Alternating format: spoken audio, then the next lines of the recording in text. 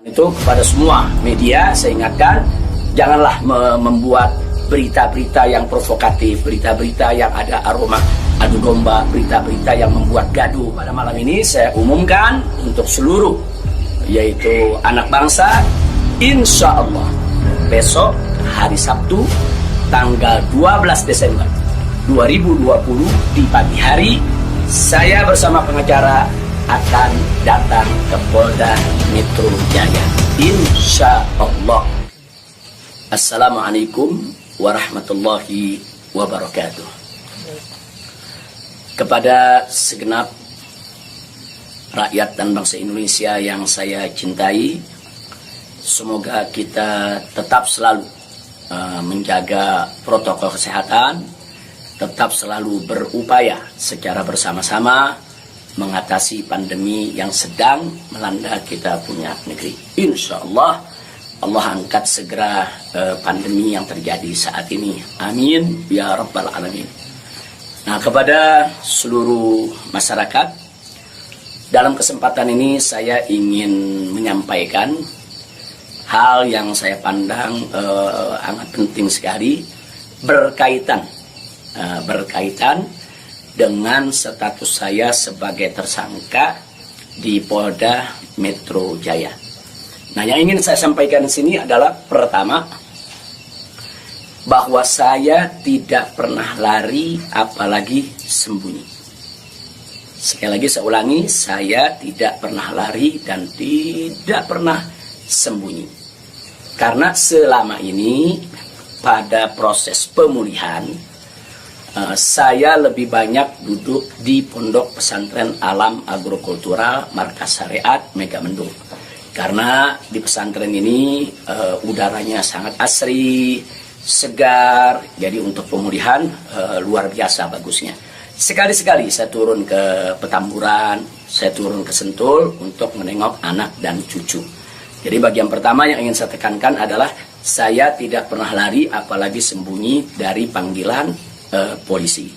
Yang kedua, saya juga tidak pernah mangkir dari panggilan Polda Metro Jaya. Nah, kenapa saya katakan saya tidak pernah mangkir? Pada panggilan yang pertama, yaitu hari Selasa tanggal 1 Desember 2020, ketika itu saya tidak bisa memenuhi panggilan, saya kirim pengacara. Pengacara datang ke sana, bertemu dengan penyidik, menyampaikan surat secara resmi, minta penundaan, dan alhamdulillah penyidik bisa memahami dan menerima.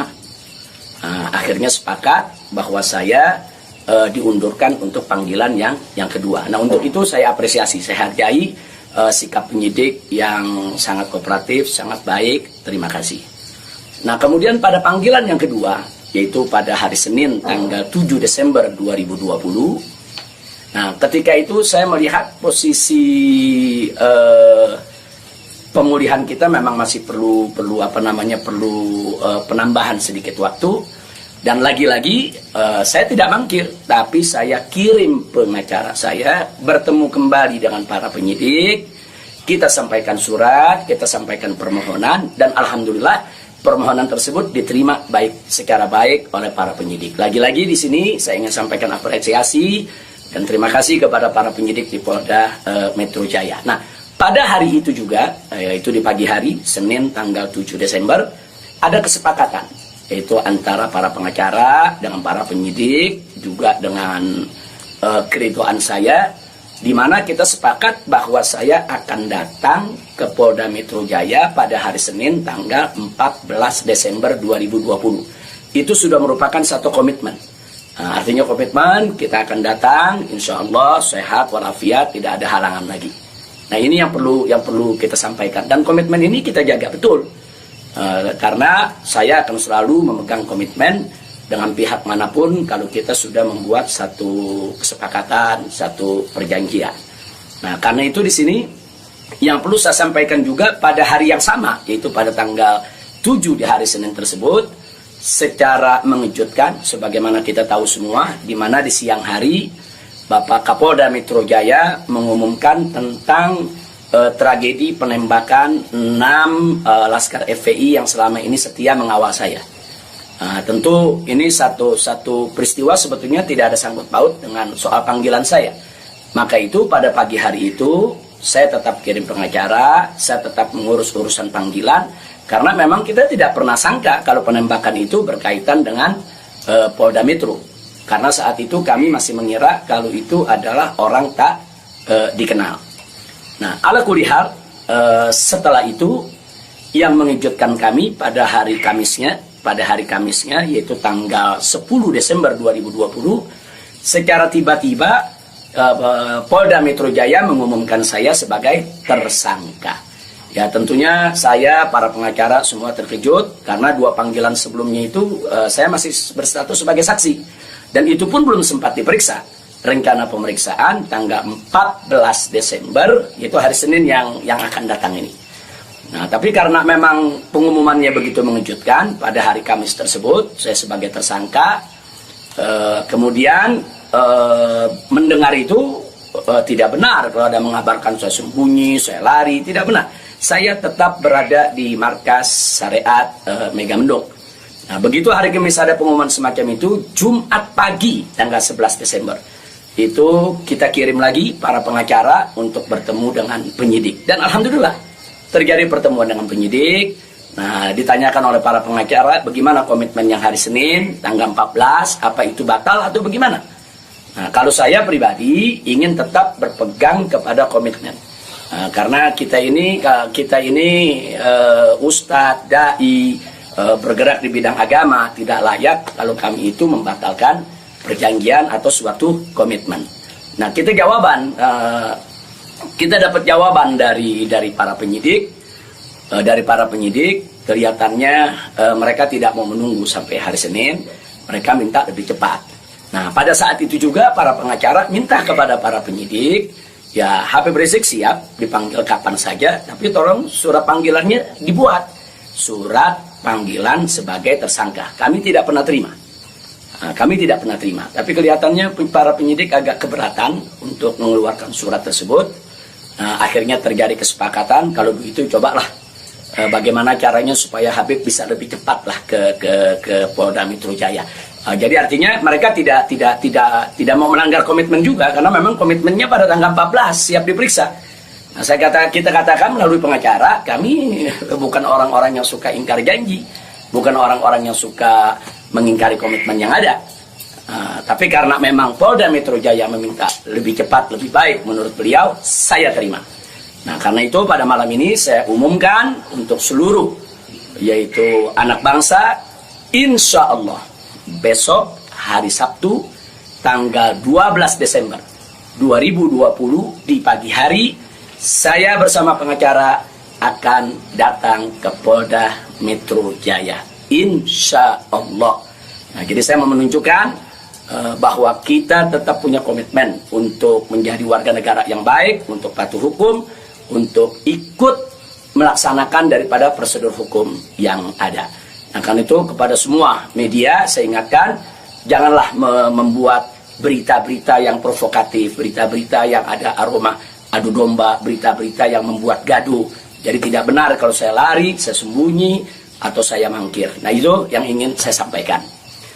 Nah, selanjutnya saya ingin menyampaikan kepada Polda Metro Jaya agar tidak terjadi kerumunan, agar tidak mengambil perhatian daripada masyarakat, agar juga tidak ada pihak ketiga yang memanfaatkan yaitu momentum soal penjemputan saya ini sehingga bisa menimbulkan kegaduhan. Maka itu saya minta kepada Polda Metro Jaya tidak perlu untuk mengerahkan kekuatan secara berlebihan. Bahkan menurut saya tidak perlu ada penjemputan, tidak perlu ada pengerahan pasukan. Itu hanya akan mengeluarkan biaya yang banyak, kemudian ditambah lagi juga menguras tenaga, dan yang paling berbahaya adalah mengundang perhatian masyarakat sehingga nanti terjadi kerumunan. Nah, begitu terjadi kerumunan, nanti ada pihak ketiga sebagai provokator membuat kegaduhan, dan ini akhirnya bisa merugikan kita semua. Nah, jadi tidak usah khawatir, tidak perlu ada pengerahan kekuatan, tidak perlu ada pengerahan pasukan. Insya Allah Besok hari Sabtu pagi tanggal 12 Desember 2020 saya akan diantar oleh para pengacara saya.